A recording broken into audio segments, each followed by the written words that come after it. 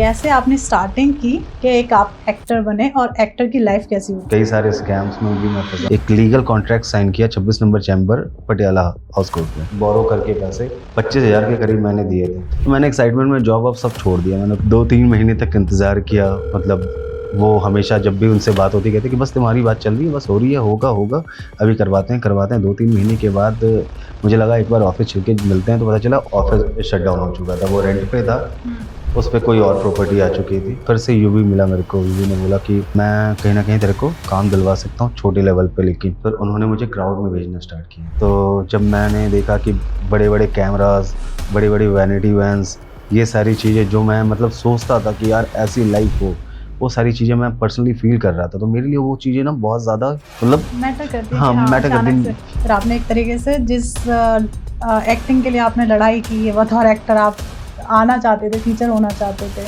वो हासिल भी किया, पर देन आपने फिर मूव ऑन कि अविनाश एक पॉडकास्टर के रूप में आप लोगों के सामने आ गए। आज के डेट में ना फेक चीज़ें बहुत ज़्यादा है। हम्म, तो मैं चाहता हूँ कि चीज़ें जो मैं रिप्रेजेंट करूँ वो बिना किसी फिल्टर के। आप देख रहे होगे कुछ टाइम से पॉलिटिक्स हमारा बहुत ज़्यादा गंदा हो चुका है।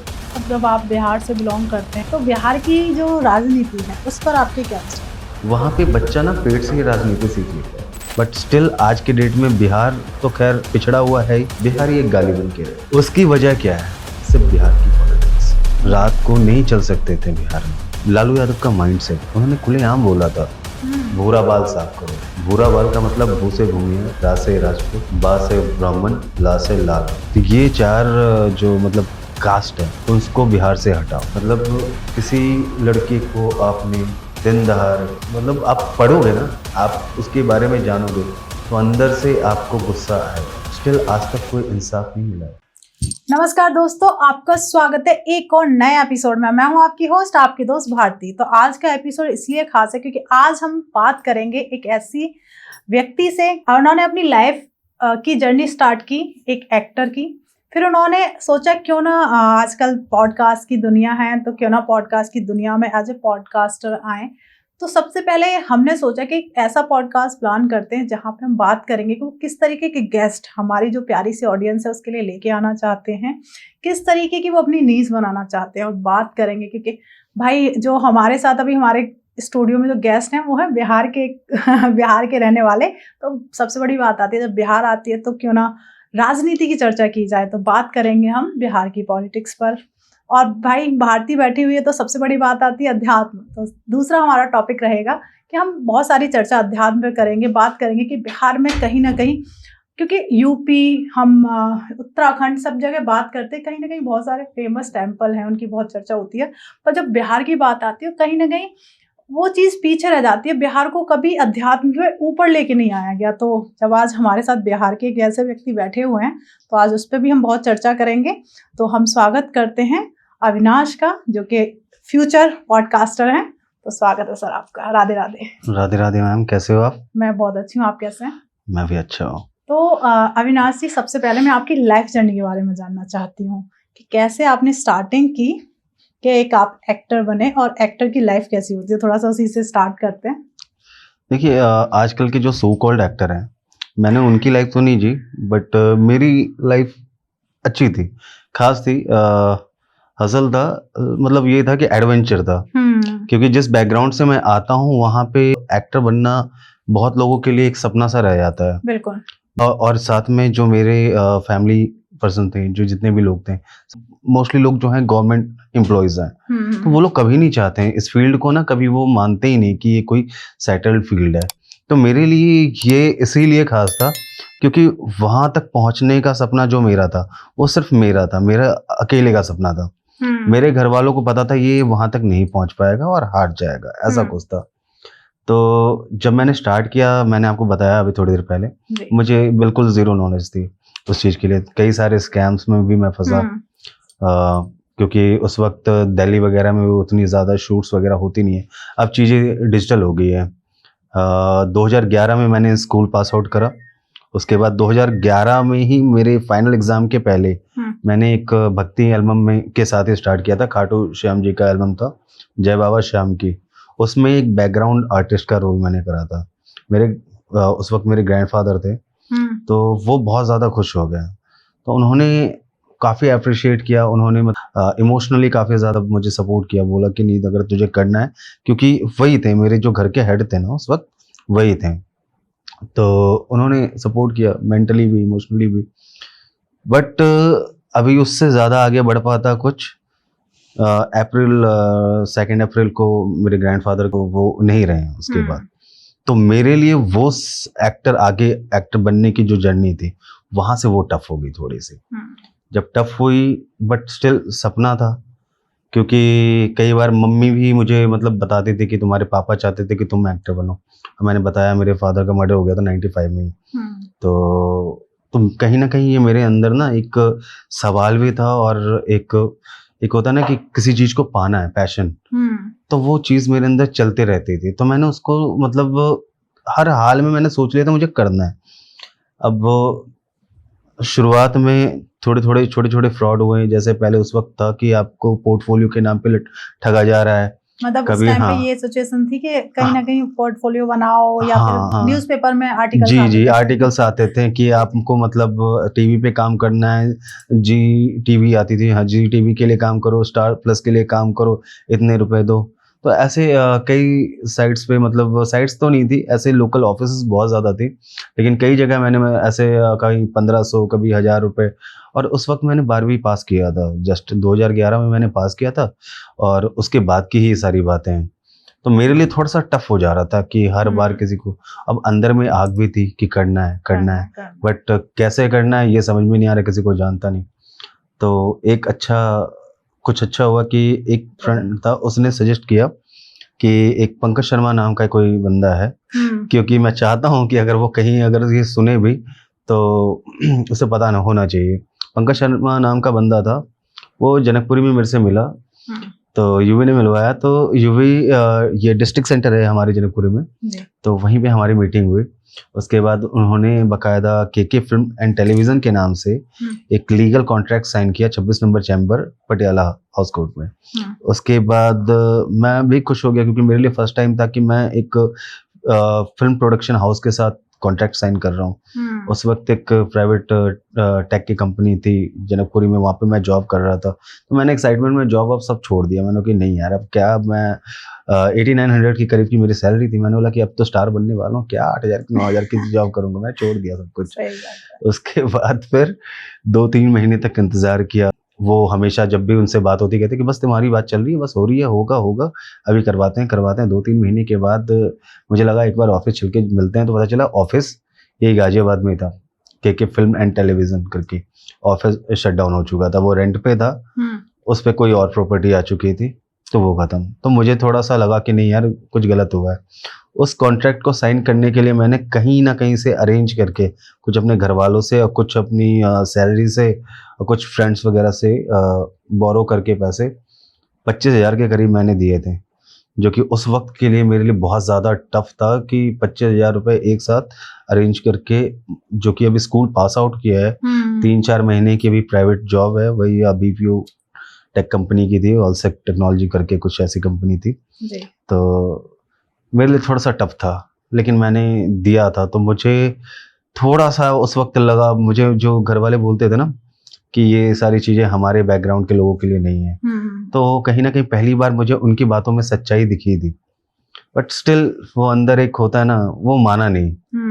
मैं ढूंढ ही रहा था मतलब किसी तरीके से। तो फिर से यूवी मिला मेरे को। यूवी ने बोला कि भाई मैं ना कुछ जो शूट्स करते हैं दिल्ली में, मुंबई के लोग, उनको जानता हूँ, तो मैं किसी तरीके से, क्योंकि तेरे पैसे चले गए तो मुझे तेरे लिए बहुत ज़्यादा बुरा फील हो रहा है, तो मैं कहीं ना कहीं तेरे को काम दिलवा सकता हूँ छोटे लेवल पे। लेकिन मतलब कोई बात नहीं भाई, कोई दिक्कत नहीं है, आप दिलवाओ।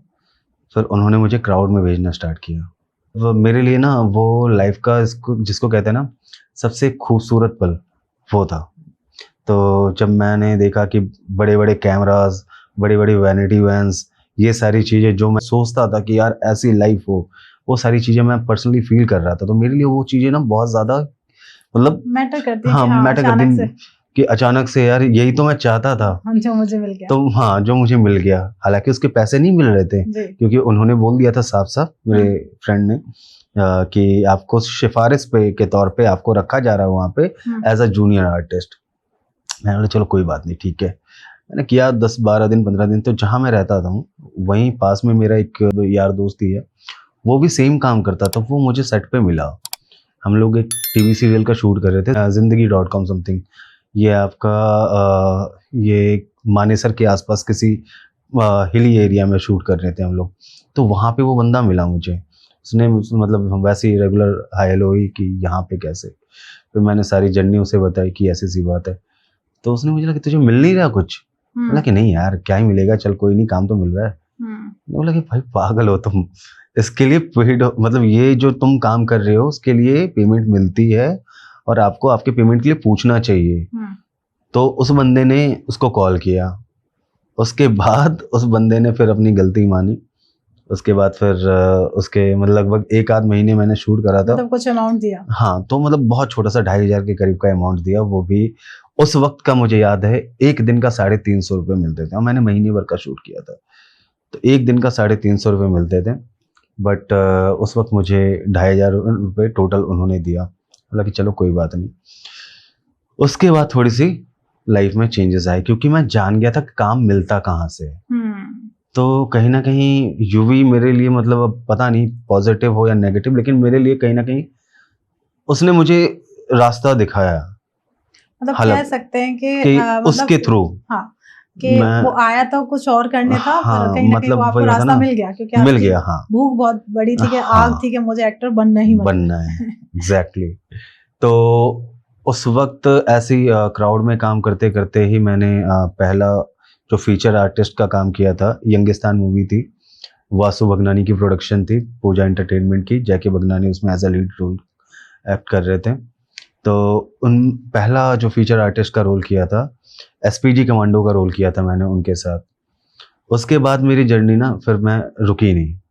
फिर चीज़ें ऐसी हुई कि मुझे थोड़ा सा, तब तक मैं एज एन एक्टर मैं बता रहा हूँ, मैं सलमान खान का बहुत बड़ा फ़ैन था। तब मेरे लिए ये था कि इंडस्ट्री है तो सलमान खान है, ऐसा था। बट इसके पीछे की भी कहानी है, थोड़ी सी फ़नी है। तो जब मैं फर्स्ट टाइम मैंने सलमान खान को देखा था, उनकी मूवी थी बजरंगी भाईजान। बजरंगी भाईजान। हाँ, मैं इतना बड़ा फ़ैन था कि जब मैं फर्स्ट टाइम मैंने देखा ना, सलमान खान और करीना कपूर दोनों आ रहे थे। दोनों की एंट्री जब हो रही थी, मैंने करीना को तो देखा ही नहीं, मैंने इग्नोर ही, मतलब पता ही नहीं, मतलब इतना बड़ा फ़ैन था। बट ये चीज़ थी कि एक्टिंग में भी ना मैंने उस लेवल पे उनको फॉलो कर रखा था। मेरा बॉडी लैंग्वेज वगैरह सब कुछ उस टाइप का था। मतलब कहीं ना कहीं मतलब एक प्रेजेंस होता है ना इंसान का, तो वो सलमान खान से काफ़ी ज़्यादा इंस्पायर्ड हो गया था मैं। ये चीज़ें, इन चीज़ों का मुझे एहसास तब हुआ जब मैंने पहली बार कैमरा एक्टिंग और थिएटर ज्वाइन करा। जब मैंने ज्वाइन करा तो सबको इंट्रोडक्शन देना होता है। जब मैंने इंट्रोडक्शन के लिए जब मैं उठा, मेरे चाल डाल से ही पहले उन लोगों ने बता दिया कि आप सलमान के फैन हो। अच्छा। हाँ, मैंने बोला कि हाँ जी। फिर बोला कि बेटा एक्टर नहीं बन पाओगे, फिर या तो करियर चेंज कर लो या तो फिर मतलब थोड़ा सा अगर आपको एक्टिंग करना है, क्योंकि सलमान खान स्टार है, एक्टर नहीं है। तो उस वक्त तक तो मतलब वो चीज़ें थोड़ी सी चुभी, लेकिन जब मैं इस लाइफ को प्रैक्टिकली समझा तो वाकई में सलमान खान स्टार है, एक्टर नहीं है, एक्टर। उसके बाद फिर मैंने चीज़ों को मतलब जब एक्टिंग सीखा तो मेरी जो प्रेफरेंस बढ़ी वो इरफान खान की तरफ, क्योंकि बहुत अच्छे मंजे हुए कलाकार, बहुत मजे हुए। तो फिर उनको काफ़ी हद तक फॉलो किया, एक्टिंग सीखी। फिर करते करते मूवीज़ वगैरह में भी छोटे मोटे मतलब फीचर आर्टिस्ट का रोल कर रहा था। फिर लाइफ में कुछ ऐसा आया कि मुझे पहले घर वालों को तो इतना एहसास हो चुका था ये लड़का करेगा, क्योंकि जब वो फोटोज़ वगैरह जब देख रहे थे उस वक्त तक फोटोज़ बहुत ज़्यादा अहमियत रखते थे, क्योंकि सोशल मीडिया वगैरह उतनी एक्टिव थी नहीं। फिर मैं एपिसोडिक पे आ गया, मतलब टीवी सीरियल्स वगैरह पे, एपिसोडिक्स वगैरह पे। जब घर वालों ने देखा वो चीज़ तो फिर उन लोगों को लगा कि नहीं, मुझे ना सपोर्ट नहीं मिला था किसी भी चीज़ का। मेरे को किसी भी बंदे का सपोर्ट नहीं था। जो भी किया मैंने इंडिविजुअली किया, जो भी गवाया मैंने अपना गवाया। मैंने किसी से मतलब हाथ किसी के सामने नहीं फैलाया कि मुझे ये काम करना है और मुझे इस काम के लिए आपकी हेल्प की ज़रूरत है, नहीं। जैसे जिन जिन से उम्मीदें थी, एक होता है बच्चा जब बड़ा होता है तो सबसे बड़ी चीज़ क्या होती है उसके लिए, उसका बाप। तो जब तक मुझे होश का तो छोड़ो, पापा 95 में एक्सपायर हो गए थे, 92 का मेरा बॉर्न था, 3 साल का था मैं तभी एक्सपायर हो गई। उसके बाद उनसे तो उम्मीद कर नहीं सकता था, ग्रैंडफादर थे सोर्स ऑफ इनकम, जो मतलब पूरी फैमिली को मैनेज करके चल रहे थे। जब थोड़ा सा कुछ करने का एज समय आया आया मेरा, तो कहीं ना कहीं उन्होंने वो चल बसे, तो मैं किससे करता। और जैसे मैंने आपको बताया था, मेरे फादर का जब मर्डर हुआ था उसके बाद मेरे नाना नानी ने मेरे को बहुत सपोर्ट किया। मेरे लिए अगर इस जीवन में अगर कहीं कोई भगवान है तो मैं सबसे पहले नाम लूंगा अपने नाना का। उन्होंने literally out of the way जाके, इवन आज तक तो उनके टोन पे भी ना मेरे को तारीफ मिलती है आज भी। मेरे लिए सबसे ज्यादा अगर कोई अहमियत मैं देता हूँ मैं किसी को एज अ ह्यूमन बीइंग, तो मेरे नाना नानी है। टचवुड यही है कि अभी तक मैं ये चाहता हूँ कि अच्छे हैं जैसे अभी हैं, और भी हेल्दी रहें, बस यही मैं कामना करता हूँ। मेरे लिए मैं उनके बारे में बुरा सोच ही नहीं सकता, क्योंकि मेरी जो लाइफ का जो एक पिलर होता है ना, वही मेरे को, मैं बताया आपको बिहार से हूँ मैं, बट बिहार का मैंने मुंह नहीं देखा था जब तक नाना नानी के साथ में मैं आज तक, इवन अभी तक वो मेरे साथ मतलब रहता हूँ मैं, कभी भी नाना नानी के पास उनके बिना मैं रह नहीं सकता। मेरे साथ ये है क्योंकि बचपन से उन्होंने पाला है ना। बिहार कभी रहने नहीं दिया नाना नानी ने कि अगर मैं वहाँ छोड़ूंगा तो मेरे नाती को कुछ हो ना जाए, क्योंकि उन्होंने अपने दामाद को इसी डर से उन्होंने मेरे को कभी बिहार में नहीं छोड़ा। तब का बिहार कुछ और था, अब का बिहार कुछ और है। अब मैं आज के डेट में भी उन्होंने मेंटली, इमोशनली और फाइनेंशियली जितना सपोर्ट मेरा किया है ना, कोई नहीं किया जितना नाना ने। तो कहीं ना कहीं वो लोग भी खुश थे मेरे करियर को देख के, काम को देख के, उन्हें भी अच्छा लगा। बट एक टाइम पे ऐसा आया, मतलब कुछ ऐसी चीजें हुई कि मैं थोड़ा सा, मतलब जब मुझे ऐसा लगा ना कि यार अब तो जो पाना था उसे तो पा ही लिया, मुझे बस खुद को ही तो वो करना था साबित कि मैं एज एन एक्टर काम कर सकता हूँ।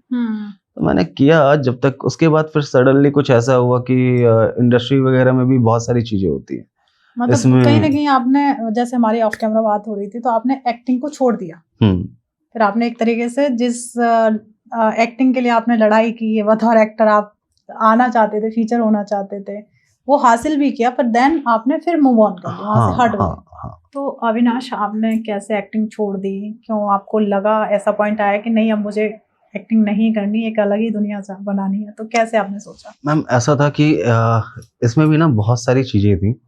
अब मैं एक रीजन नहीं दे सकता।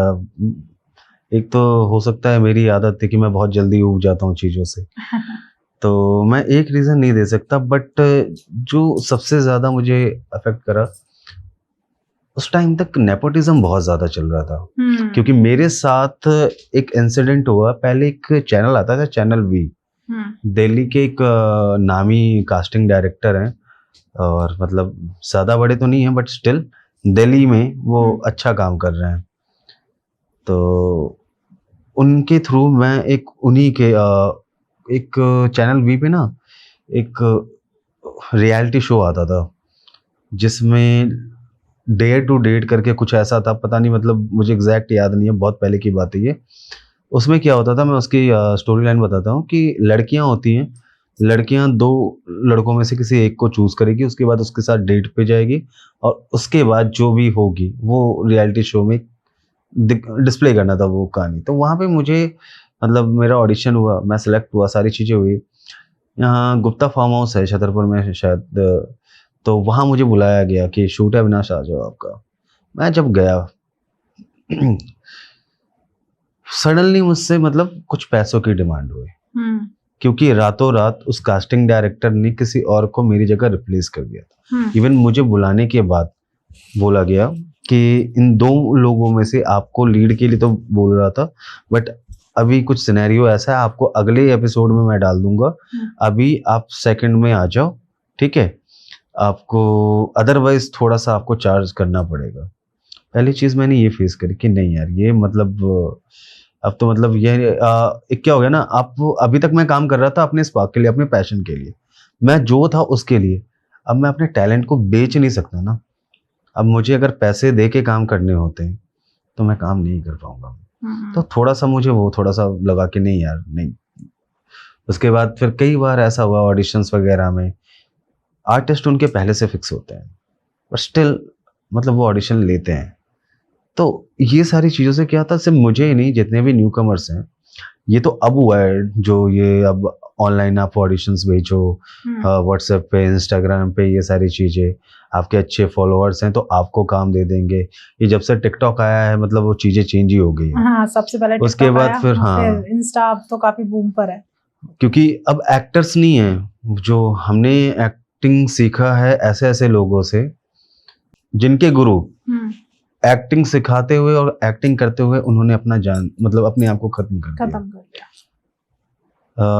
जो भी NSD के लोग होंगे वो जानते होंगे, महेंद्र मेवात करके एक एक्टर थे।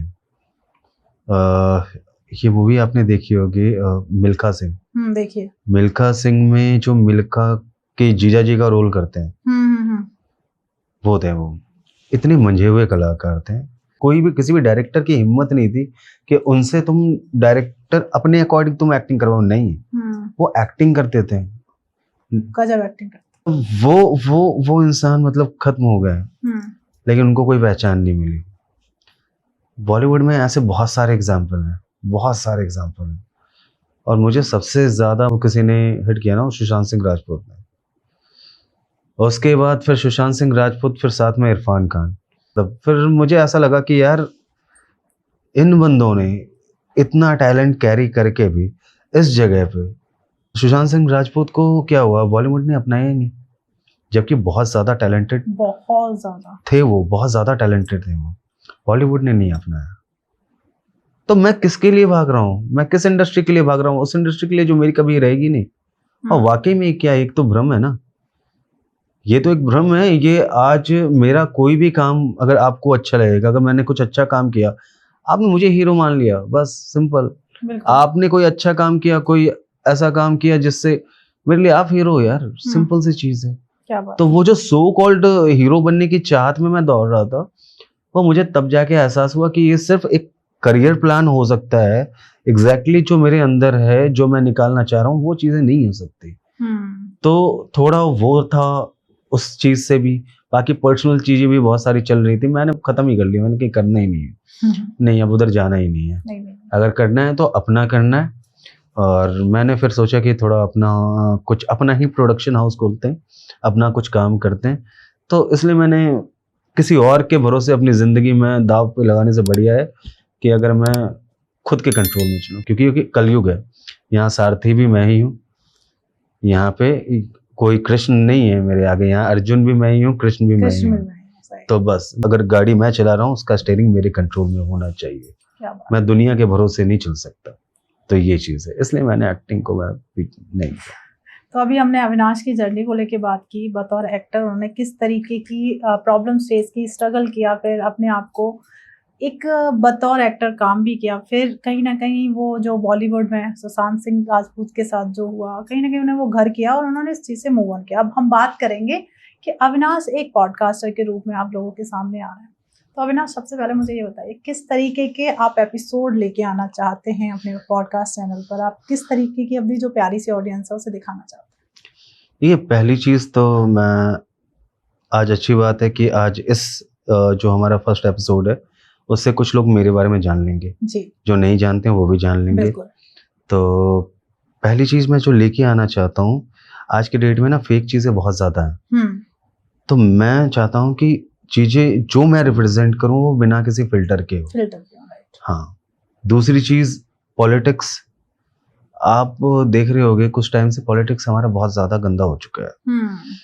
और यहाँ पे अगर चीज़ें देखिए, मेरे लिए, मैं किसी एक पार्टी की बात नहीं करूँगा, मैं सारी पार्टी के लिए, मेरे लिए सारी पार्टी बुरी है, सारी पार्टी अच्छी है।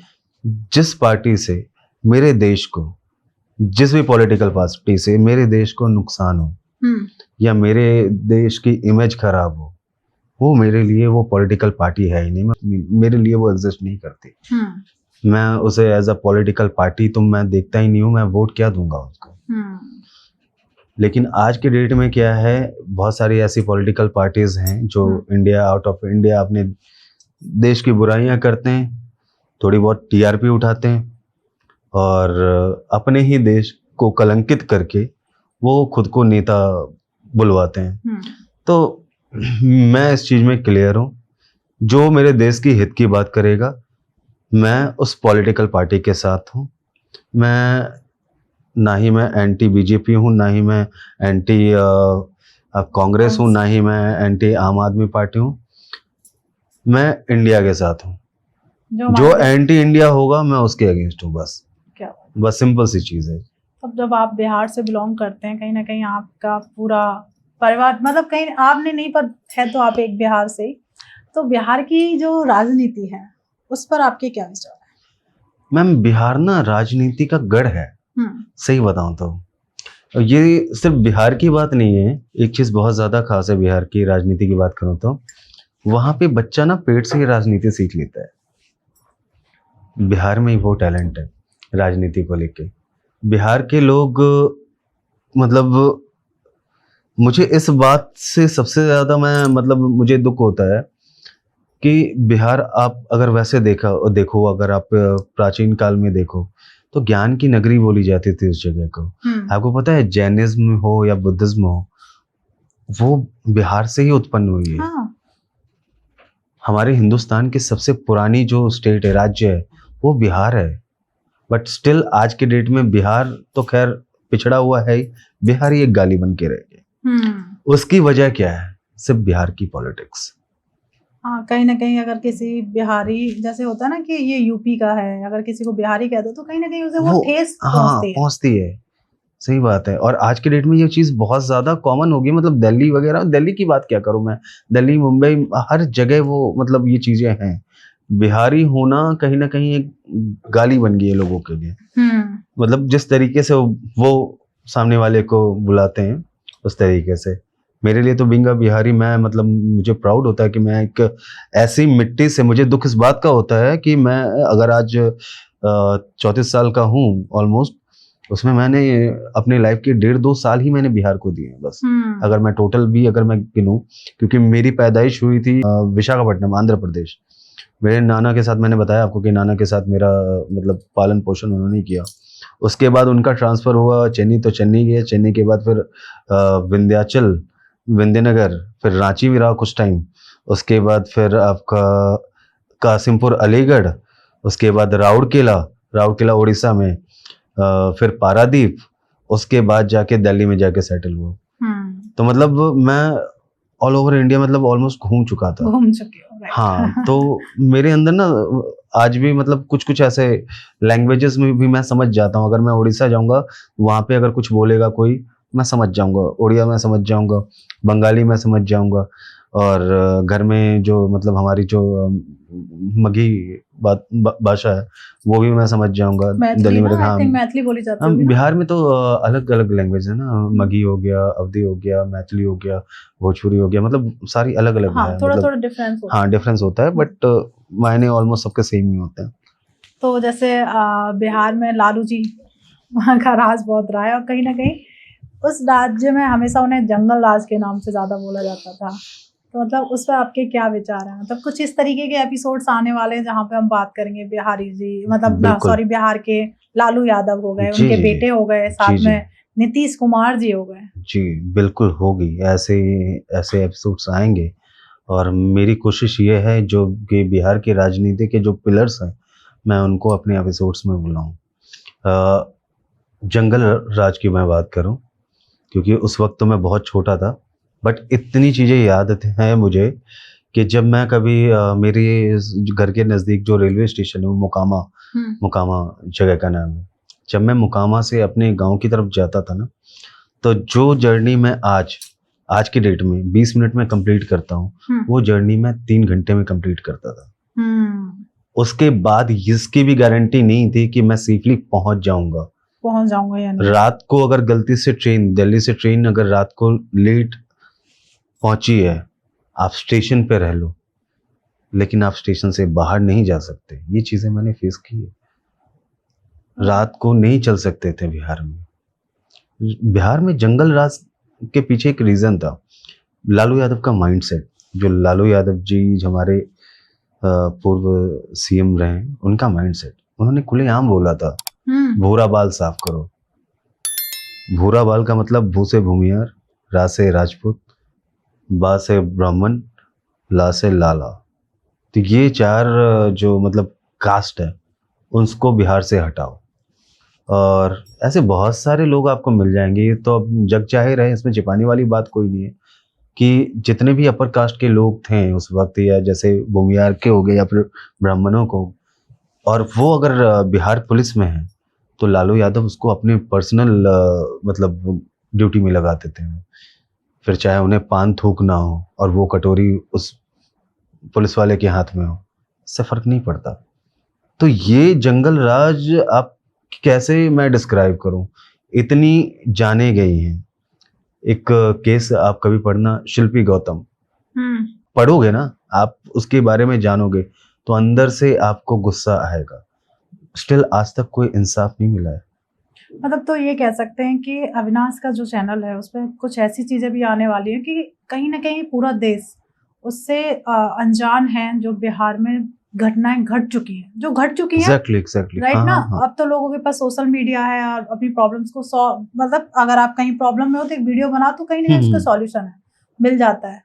तो मुझे लगता है कुछ ऐसे एपिसोड्स आएंगे जिनसे आपके रोंगटे भी खड़े हो जाएंगे कि लोगों ने वहां कैसे सरवाइव किया, किस तरीके की प्रॉब्लम्स उन लोगों ने फेस की।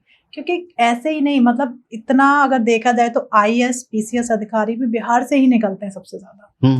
और सबसे बड़ी बात अगर देखा जाए ना, अगर मैं एज बाहर से, मैं यूपी से हूँ, तो देखूँ तो बिहार में 2 तरीके की कैटेगरीज आती है। एक तो अधिकारी लेवल की आती है या एक मजदूर लेवल। मिडिल मैंने ज्यादा नहीं देखा है, या फिर मैं वहां पे कभी गई नहीं। बट हमारी जो सोच है यही है कि या तो बिहार से लोग आईएएस पीसीएस या बहुत अच्छी पोस्ट पर ही वर्किंग है, बहुत सारे, ऐसा नहीं है कि कुछ ही लिमिटेड हो, और फिर या फिर मजदूर वर्ग में आते हैं। तो एपिसोड्स ऐसे आने वाले हैं, मुझे जहां तक जैसे आपसे बात करके लग रहा है कि कुछ ऐसी आप बीती जो हर किसी को पता होनी चाहिए।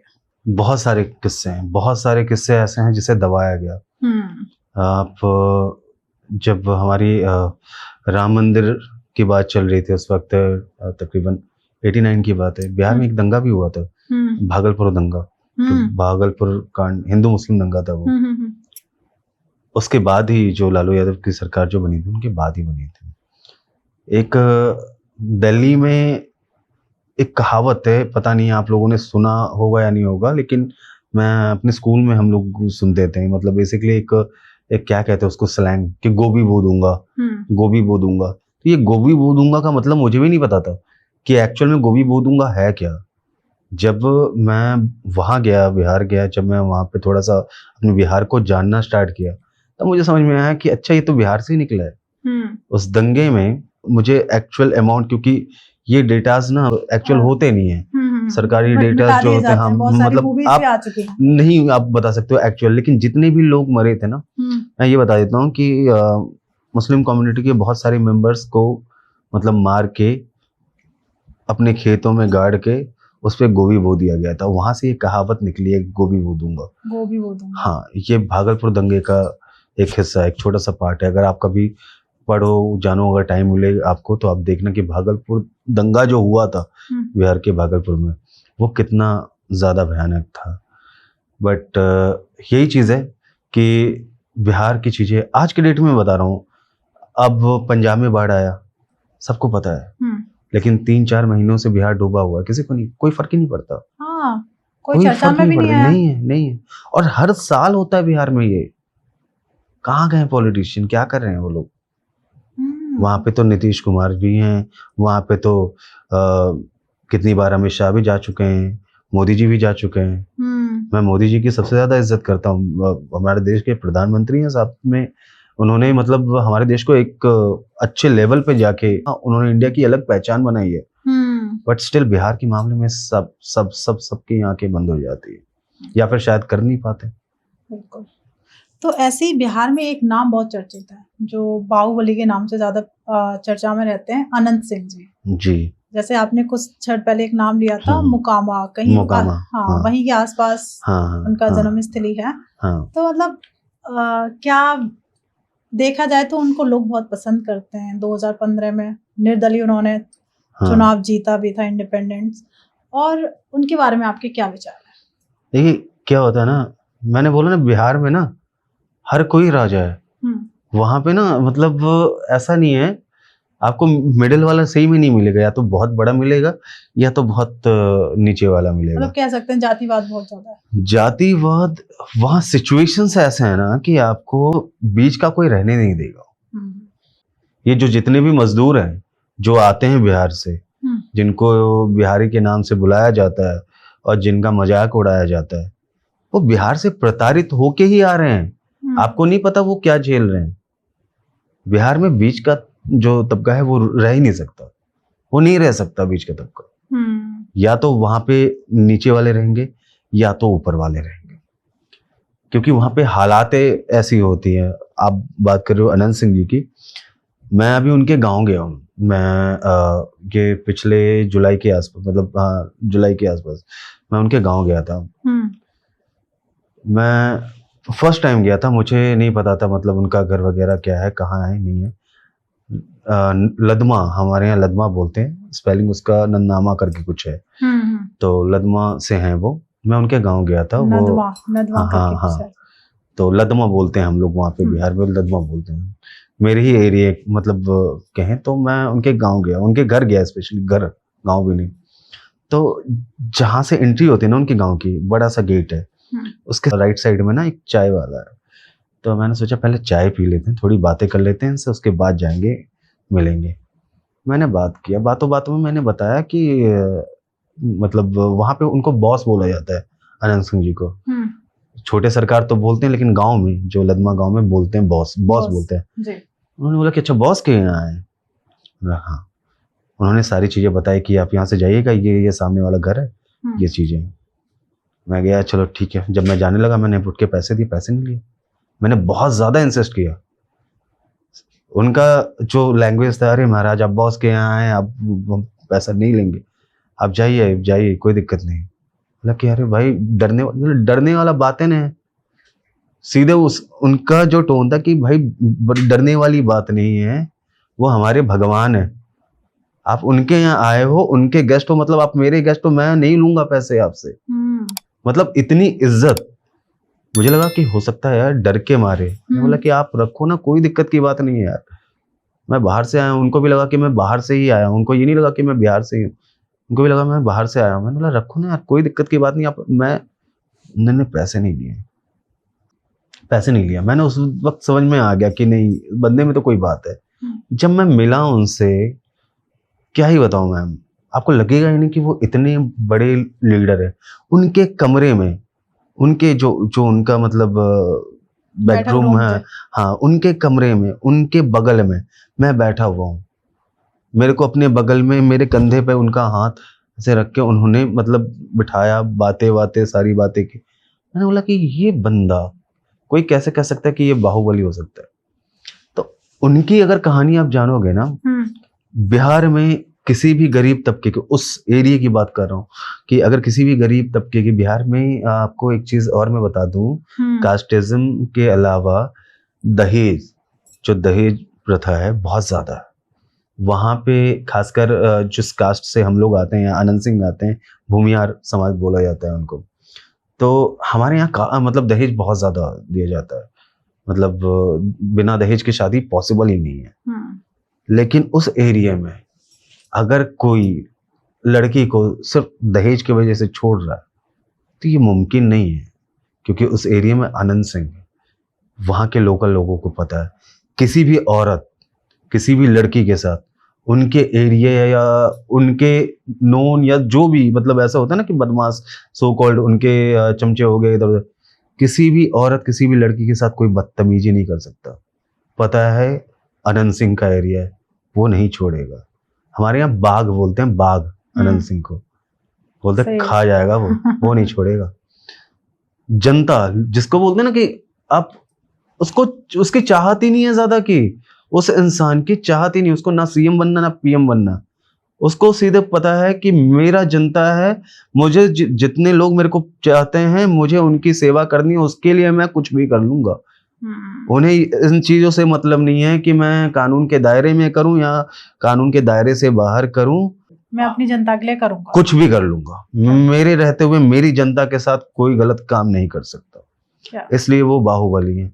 वो बाहुबली इसलिए हैं क्योंकि उनके बल के पीछे ना बहुत सारे लोग हैं और उनके पास जो जनता है वो लिटरली उनसे प्यार करता है, इसीलिए वो अकेले भी आते हैं तब भी जीतते हैं, अगर किसी पार्टी के साथ मिल के आए तब भी जीतते हैं।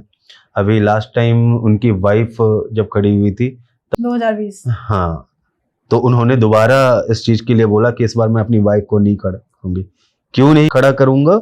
क्योंकि वो जनता से मिलती नहीं है।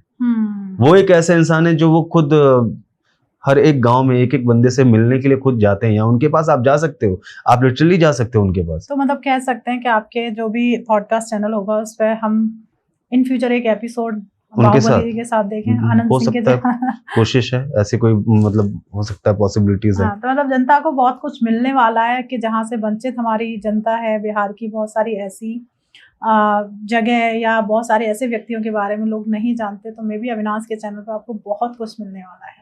अब बात करते हैं कि अध्यात्म को लेके, कहीं ना कहीं आप अध्यात्म से रिलेटेड भी बहुत सारे पॉडकास्ट लेके आने वाले हैं। तो मुंगेर एक जगह है जहाँ पे उससे मुंगेर को ना योग नगरी नाम से जाना गया है।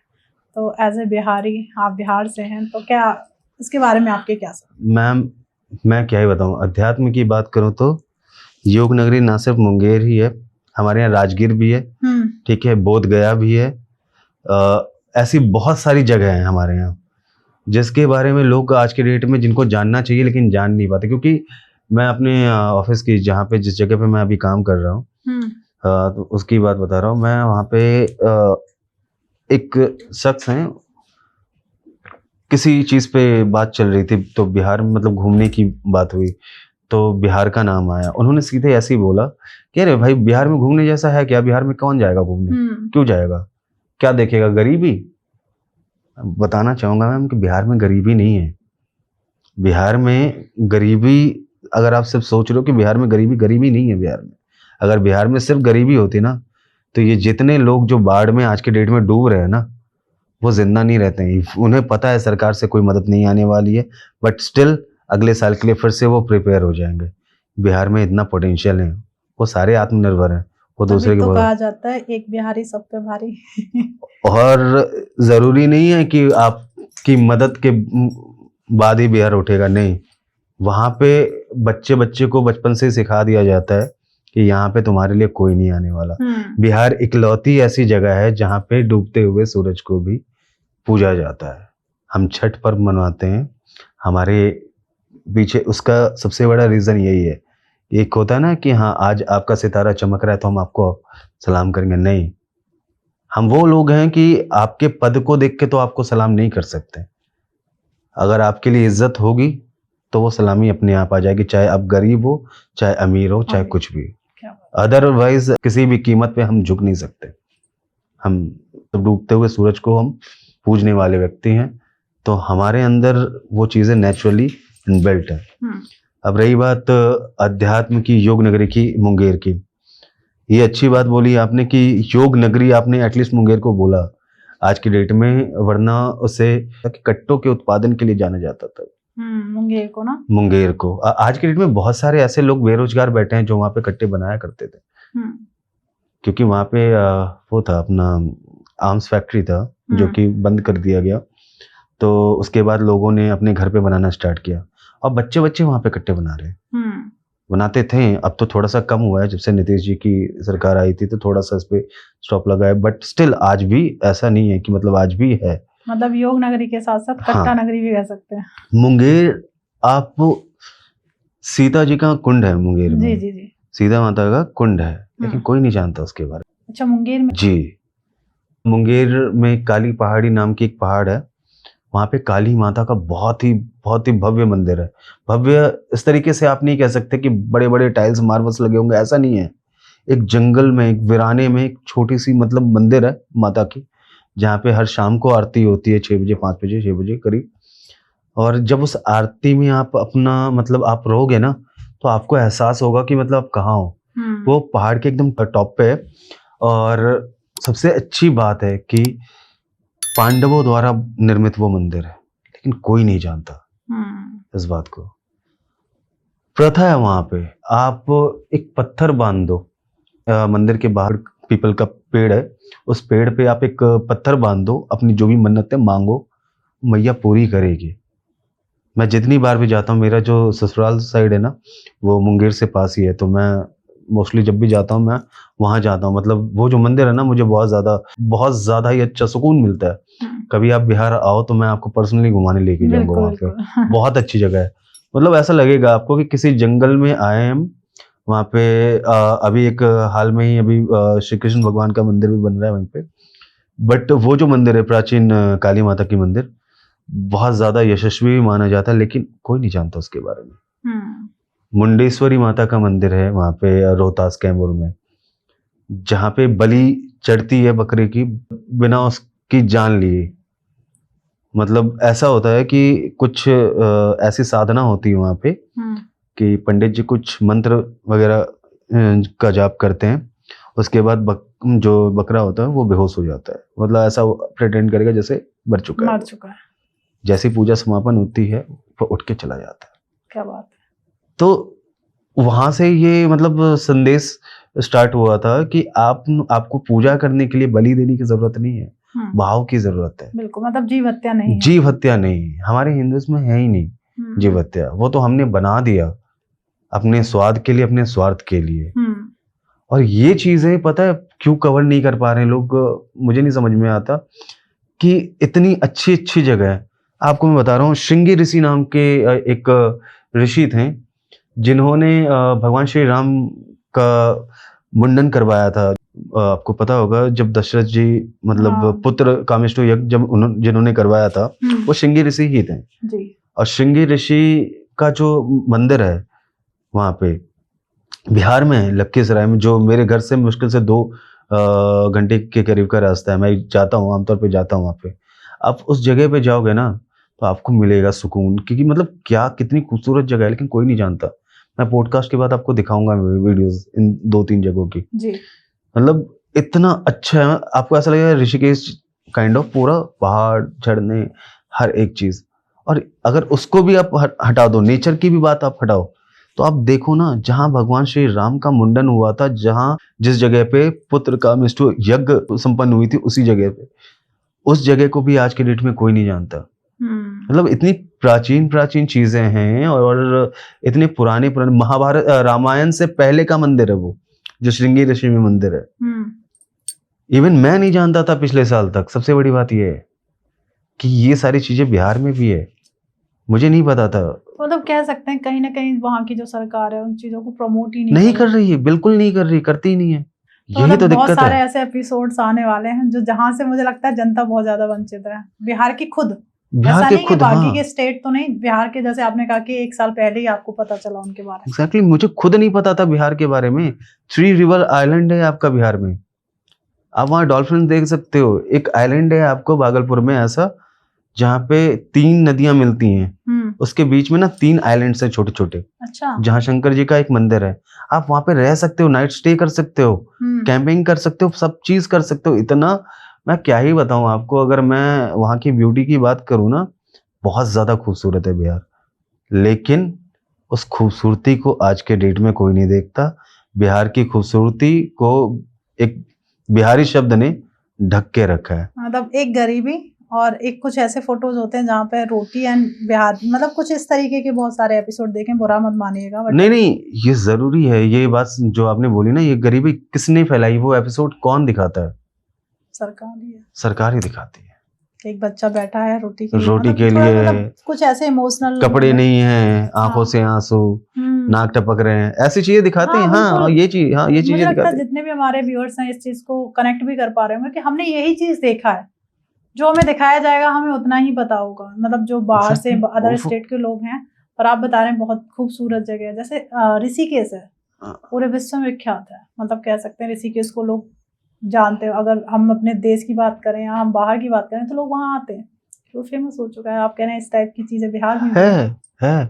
मैं तो कहता हूँ आप जितने भी व्यूअर्स होंगे, एक बार अपना फोन उठा के कैमूर वाटरफॉल सर्च कर लें, रोहतास वाटरफॉल सर्च कर लें, वो ये आपका श्रृंगी ऋषि धाम सर्च कर लें, राजगीर सर्च कर लें। मतलब यहीं पे, ये तो मैंने बहुत कम नाम लिया है। आपका गया में है क्राउन ऑफ बिहार करके कुछ ऐसा है, वहाँ पे पहाड़ों के ऊपर ट्रैकिंग करके आप जा सकते हो। अब वो इतनी खूबसूरत जगह है, बहुत सारी चीज़ें हैं बिहार में जो कि मतलब हम जानते ही नहीं हैं उसके बारे में। तो दिक्कत ये है, और ये इसके पीछे की वजह जो है वो सरकार है बिहार की। अगर सरकार उस चीज़ों को प्रमोट करना स्टार्ट कर दे तो शायद आज के डेट में जितनी बेरोजगारी बिहार में है, जो लोग यहाँ पे आके गालियाँ सुनते हैं वो ना आए।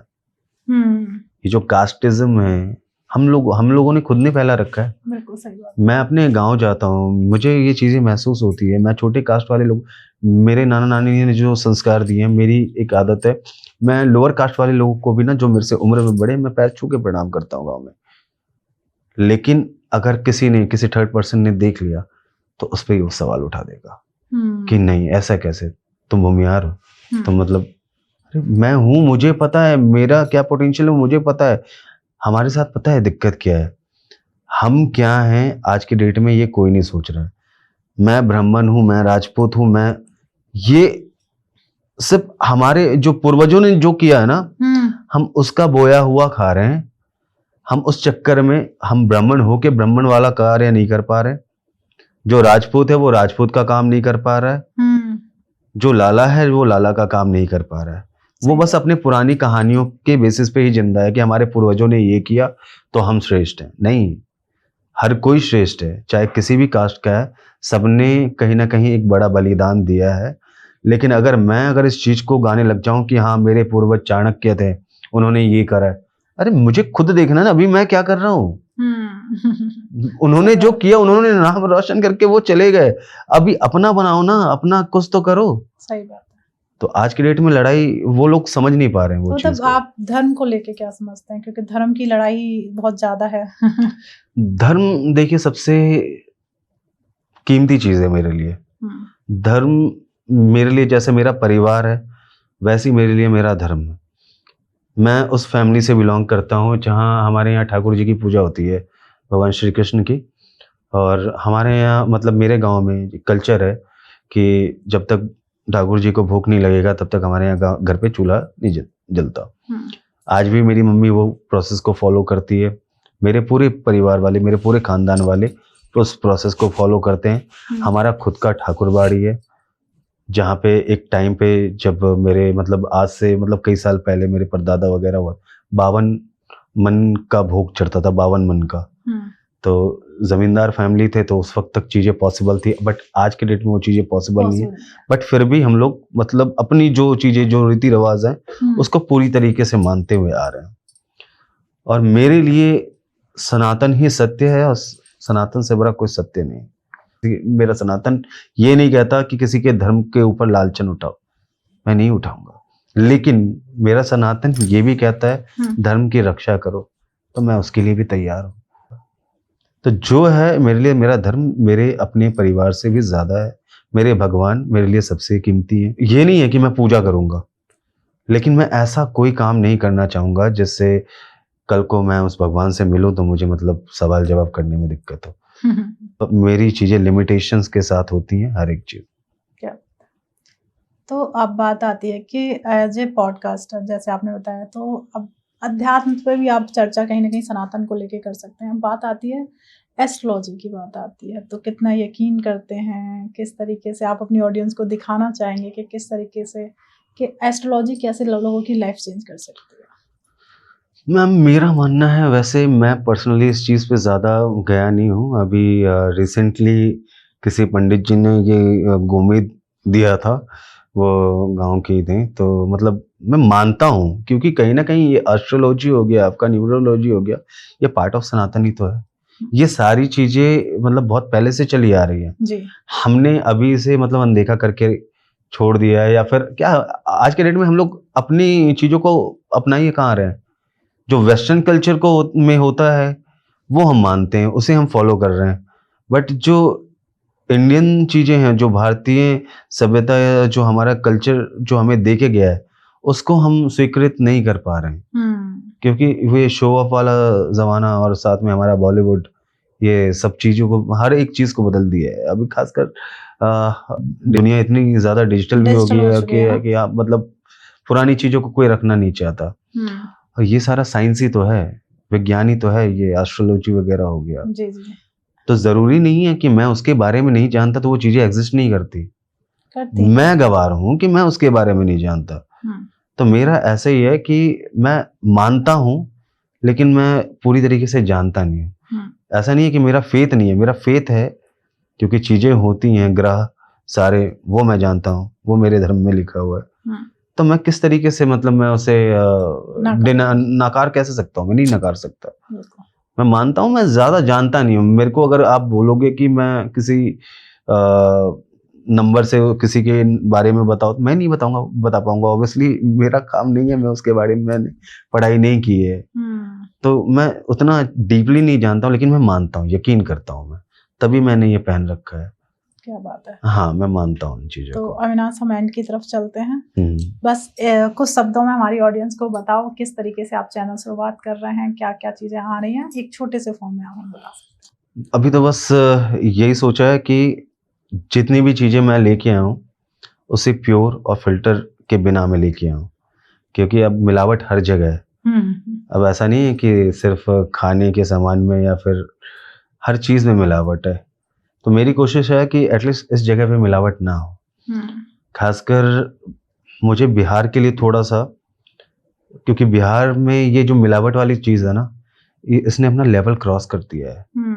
अब वहां पे कुछ ऐसा चाहिए कि लोग ना हकीकत से रूबरू हों। तो मैं बस जो भी लेके आऊंगा ईमानदारी से लेके आने वाला हूँ, और ओरिजिनल जिसे बोलते हैं ना, ओरिजिनल कंटेंट, वो लेके आने वाला हूँ। चाहे वो एक्टिंग से रिलेटेड हो, चाहे वो पॉलिटिक्स से रिलेटेड हो, चाहे वो आपके सनातन से रिलेटेड हो, हमारे किसी भी चीज से, विदाउट एनी फिल्टर मैं उसे लेके आने वाला हूँ अपने दर्शकों तक, उसे वहीं पे परोसने वाला हूँ। क्या बात है।